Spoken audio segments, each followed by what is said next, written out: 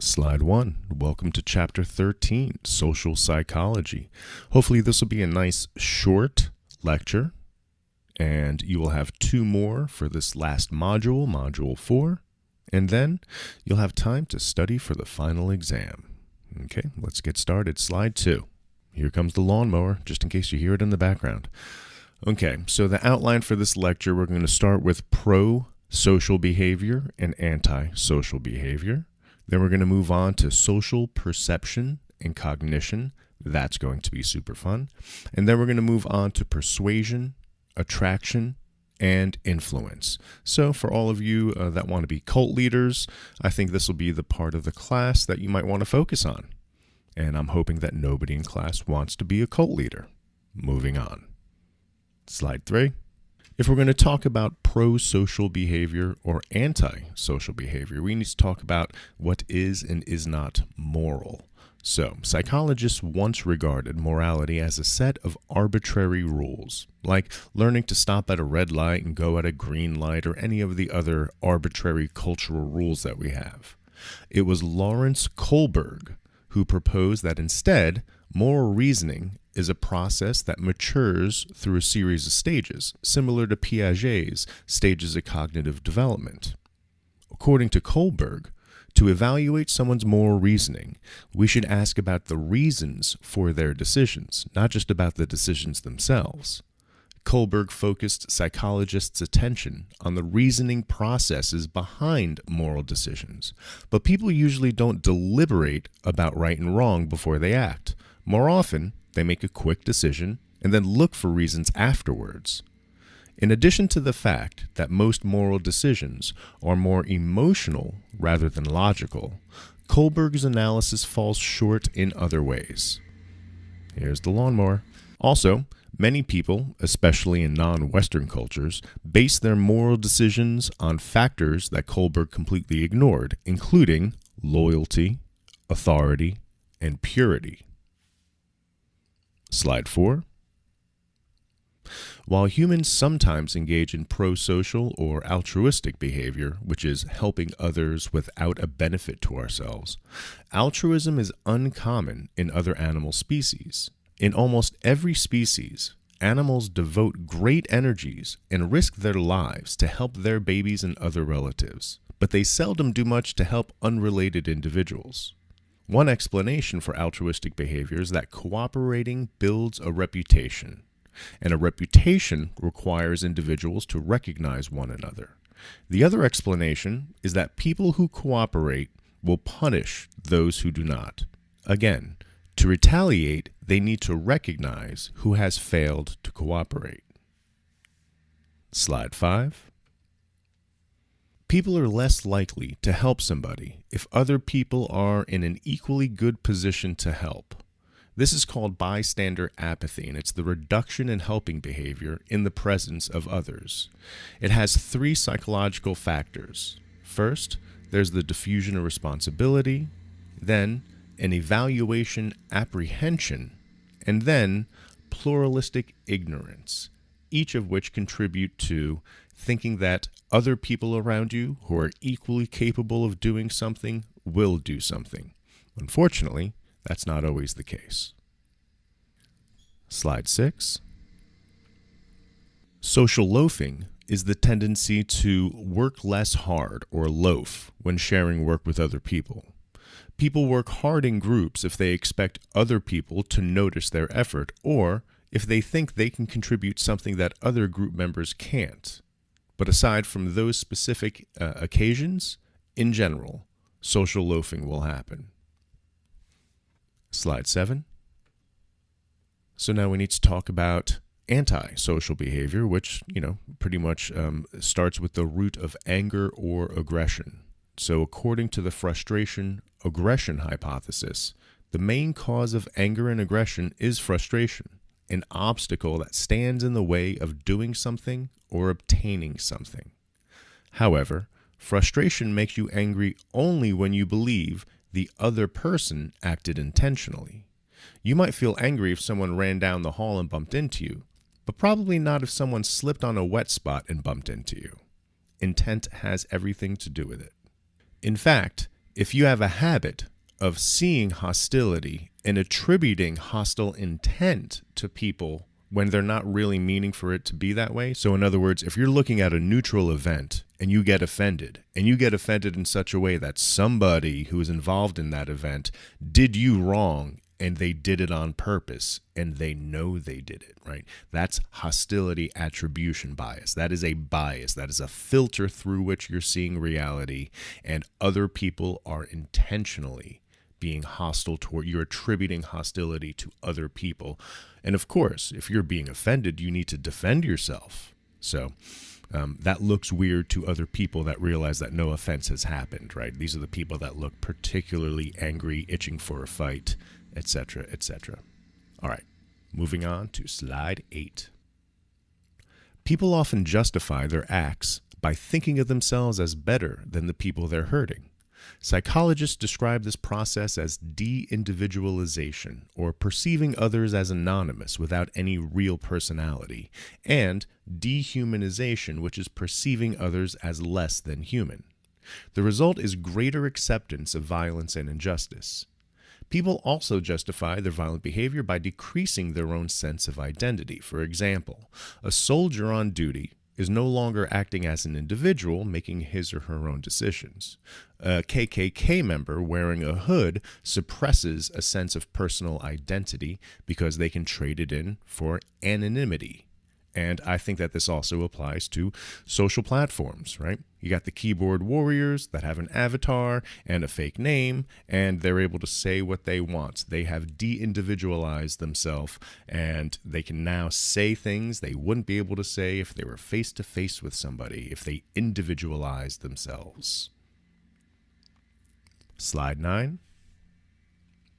Okay, we got done with the first topic. Let us move on to social perception and cognition. Stereotypes, prejudice, and discrimination. Stereotypes, there's a distinction, so let's go over this real quick. Stereotypes are generalized beliefs about groups of people.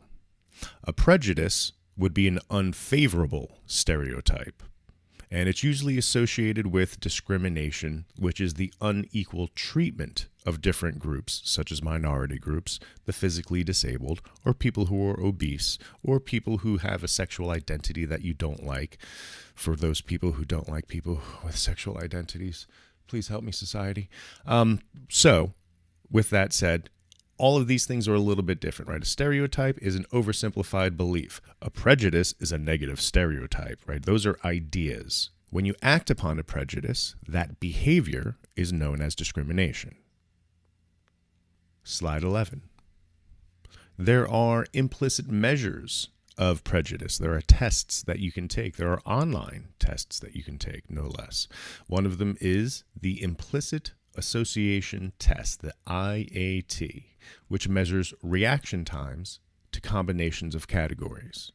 The IAT may reveal prejudices that people don't want to admit even to themselves. So they're revealing unconscious prejudices because reaction time is asking you to behave at at the barely conscious level, right? So it's kind of your reaction time is tapping into how you reflexively think, because your reaction time is a bit of a reflex.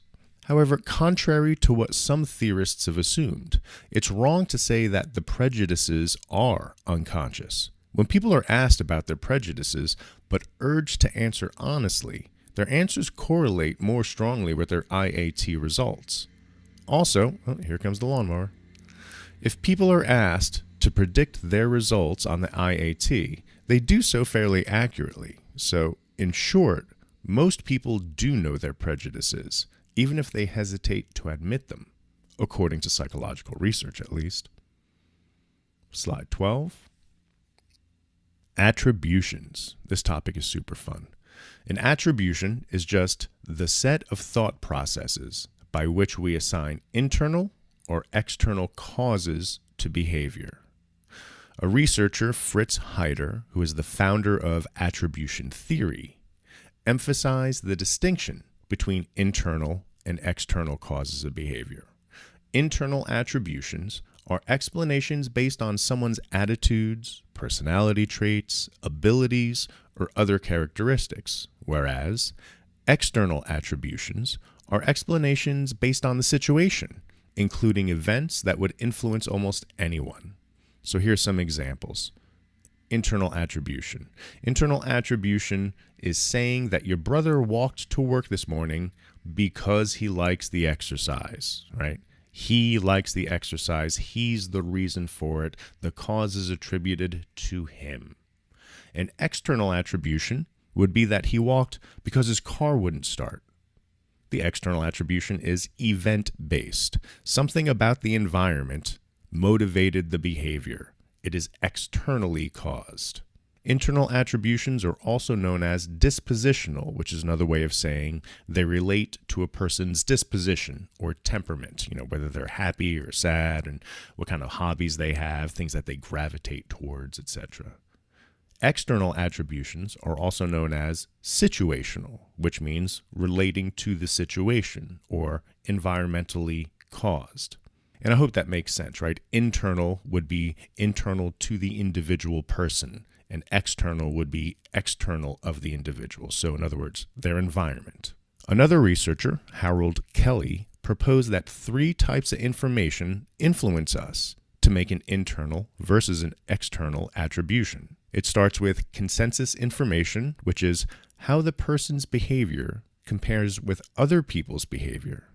So if someone behaves the same way you believe other people would in that same situation, you make an external attribution, recognizing that the situation led to the behavior. When a behavior seems unusual, you look for an internal attribution. For instance, as a student, when you are in class in a classroom, you behave in a very specific way based on the rules of the environment. If somebody behaved in a way that was erratic or did not follow the rules of a prototypical student in a classroom, then we would have to recognize an internal attribution for that behavior. Another type of information that influences our attributions is consistency information. This is how the person's behavior varies from one time to the next. Here comes the lawnmower. If someone almost always seems friendly, you make an internal attribution that, hey, they're a friendly person. If someone's friendliness varies, you make an external attribution, such as an event that elicited a good or bad mood is what causes the good or bad mood. It's external. It's the event that causes the friendliness. And then a third piece of information that influences external versus internal attributions is distinctiveness, or how the person's behavior varies from one situation to another. If your friend is pleasant to everyone but one individual, you assume that person has done something to irritate your friend, an external attribution. Because if you attribute internally that your friend is nice, you would expect them to be nice to everybody. If they're not nice to this one person and your friend is internally attributed as being nice, then there must be some external attribution. That one person must have done something to bring ire from your friend who is normally quite pleasant. Slide 14. Okay, and we are 2/3 done. Let's talk about the fun stuff. Persuasion, attraction, and influence. Slide 15. When a decision seems unimportant, or when you have so many more serious concerns that you can't devote much effort to a decision, you form or change an attitude by the peripheral route of persuasion that is based mostly on emotions. If for any reason you associate something with feeling happy, you form a favorable attitude towards it. For example, when you buy food items at a supermarket, such as drinks or potato chips or red gravy or whatever, you probably didn't form your attitudes towards various brands by carefully evaluating the ingredients. You might like the colorful packaging, or you saw an entertaining commercial on television, or you saw one of your friends using one of these products, etc. The central route of persuasion requires investing enough time and effort to evaluate the evidence and reason logically before a decision. Your emotions can still enter into the decision, but only if they're relevant. For example, if you're buying a new home, you carefully examine the quality of the house, you examine the price, you examine the neighborhood, and a host of other factors. You might be in a better mood when you see one house than another just because of nicer weather or some other irrelevant factor, but you don't let that kind of emotion influence your decision. Slide 16. Here are some special techniques of persuasion, mostly not to be used, but to act as red flags should people use them on you so that you are not prone to being persuaded. That's how I like to think of it. So first, people are more successful at persuading you if you like them or see them as similar to yourself. A powerful influence technique is to show that many other people are doing what you want them to do. Also, civilization is based on the concept of reciprocity or reciprocation.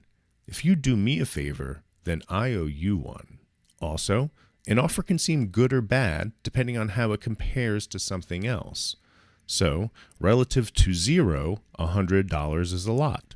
Compared to $150, $100 is not a lot. Slide 17. In the next three kinds of techniques, the foot in the door, the bait and switch, and the that's not all techniques, a first request makes you more likely to accept a second request. And for those of you that remember infomercials on TV late at night, you'll recognize all of these techniques, especially the that's not all. But wait, there's more. If you order now, you will get 5 sets of Ginsu knives. Some attempts at persuasion use threats. Fear messages are sometimes effective, but not always. If a message is too frightening, many people simply don't want to listen. Or if they do listen, they don't believe what they're listening to. An extreme message may suggest that the problem is hopeless instead of motivating towards persuasion. Slide 18. And let's also face a reality that people influence us constantly. Nobody is, Teflon against persuasion, right? We are social animals. So people influence us constantly. First, people set norms that define the expectations of the situation. You watch how others dress and act in any situation, and you tend to do the same. Second, they provide us with information. For example, if you approach a building and find crowds quickly fleeing from it and screaming, they probably know something that you don't. Third, people influence us just by suggesting a possible action. Seeing people yawn makes you feel like yawning too. Why is that? They haven't given you any new information, and you don't necessarily wish to resemble them. You copy just because seeing a yawn suggests the possibility. Conformity means altering one's behavior to match other people's behavior or expectations. To find out if we conform our opinions, even if we know that everyone else is wrong, Solomon Asch conducted a now famous series of experiments. In Asch's conformity studies, a participant was asked which of 3 lines matched another line. Before answering, the participant heard other people who were in on the study. These people are known as Confederates. These people answered incorrectly. To Asch's surprise, 37 out of the 50 participants conformed to the majority at least once, and 14 out of 50 conformed on most of the trials. When Asch varied the number of Confederates who gave incorrect answers, he found that people conformed to a group of 3 or 4 just as readily to any larger group. However, a participant with an ally giving correct answers conformed much less. Are people in certain cultures more prone to conformity as a general rule? In most Asian countries, the percentage of conforming answers tends to be higher than in the United States. The cultures of Southern Asia, including China and Japan, are often described as collectivist in contrast to the individualist cultures of the United States, Canada, Australia, and most of Europe. According to this view, Western culture encourages originality, individualism, and uniqueness, whereas Eastern culture favors subordination of the individual to the welfare of the family or society. Slide 19. In the early 1970s, psychologist Philip Zimbardo and his colleagues performed one of the best-known studies in social psychology. They paid college students to play the roles of guards and prisoners for 2 weeks during a vacation period of school. The researchers set up the basement of a Stanford University building as a prison and randomly assigned participants to the role of guard or prisoner. Within 6 days, keep in mind this is meant to go on for 2 weeks, within 6 days, the researchers had to cancel the study because many of the guards were physically and emotionally bullying the prisoners. Zimbardo concluded that the situation had elicited cruel behavior. Normal, well-educated, middle-class young men, when given power over others, had quickly abused that power. Surprised? I don't know. The implication is that we shouldn't blame people who abuse their power, because most of us would do the same in that situation. We all have a little bit of a control freak in us, huh?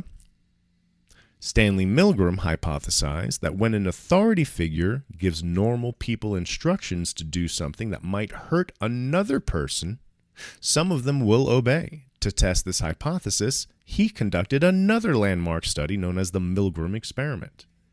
2 adult men at a time arrived at the experiment. One is a real participant and the other is a confederate. As I mentioned earlier, this is somebody who is in on the study, an actor, if you will. The experimenter then tells them that the study is about learning, and one participant will be the teacher and the other will be the learner. The teacher would read lists of words through a microphone to the learner, who is sitting in another room. The teacher would then test the learner's memory for the words. Whenever the learner made a mistake, the teacher was to deliver an electric shock as a punishment. However, the learner never received shocks, but the teacher was led to believe that he did. So obviously the learner is the confederate here, and the participant is the teacher. Throughout the experiment, the learner made many mistakes on purpose. The experimenter instructed the teacher to begin by punishing the learner with a 15-volt switch for his first mistakes, and then he increased it by 15 volts for each successive mistake, all the way up to 450 volts. As the voltage went up, the learner in the next room cried out in pain. I'm sorry if I'm laughing, but keeping in mind that this is all acting, right? And you need to see this. There's video footage of this on YouTube, and I'll have links in the next slide. If the teacher asked who would take responsibility for any harm to the learner, the experimenter replied that he, the experimenter, would take responsibility. But he insisted, while the shocks may be painful, they're not dangerous. When the shocks reached 150 volts, the learner begged to be let out of the experiment, complaining that his heart was bothering him. Beginning at 270 volts, he screamed in agony. At 300 volts, keep in mind the maximum is 450, at 300 volts, he shouted he would no longer answer any questions. After 330 volts, he made no response at all. Still, the experimenter ordered the teacher to continue asking questions and delivering shocks. Remember, the learner was not really being shocked. The screams came from a recording. This is all acting. Of the 40 participants tested, 25 delivered shocks all the way up to 450 volts. Why did so many people obey orders? One reason is that the experimenter agreed to take responsibility. Another reason is that the teachers identified with the experimenter and saw themselves as his assistant. Also, the experimenter started with a small request, a 15-volt shock, and then gradually progressed to stronger shocks. It's easy to agree to a small request, and by agreeing to that, it makes it easier to agree to the next one. If you've already delivered many shocks, you're unlikely to quit, because if you quit, you take responsibility for your actions. Slide 20. These YouTube videos are fantastic documents of the 2 experiments that I just described. Hopefully they'll show up as hyperlinks in your PDF, and if they don't, I will put them in the announcements. Slide 21. Group decision making. So groups' decisions are generally better than individual decisions, generally. But the outcome depends on circumstances. If you and someone else are equally well informed, you probably make better decisions together than either of you would separately. However, some groups work together better than others do.